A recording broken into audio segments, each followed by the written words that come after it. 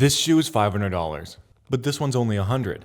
So what makes that shoe 5 times the price and not significantly different, because it's still something that covers your foot and protects your feet while you're walking?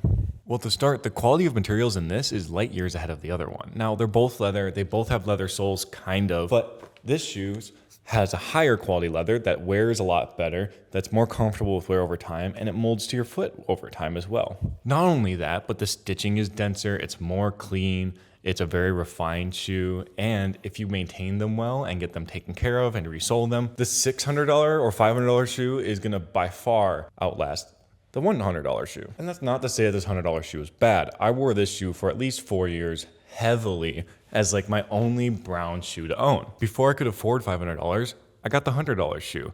But there's a couple things you need to look for. First is get a full leather shoe. The sole doesn't necessarily have to be leather, but it should have a leather base to it and then be capped in rubber.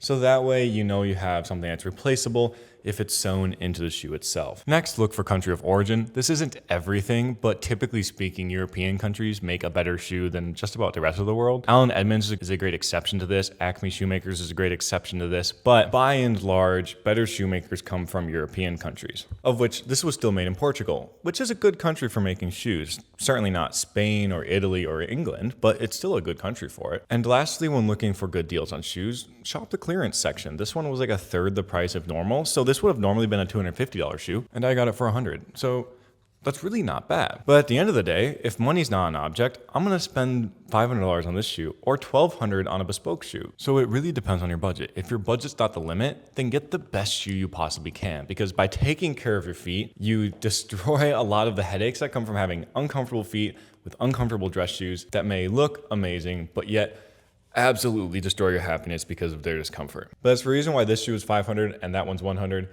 It simply comes down to this is made by a much higher quality material with a much more refined process that will stand the time for years and years and years longer than the $100 shoe will. So that is why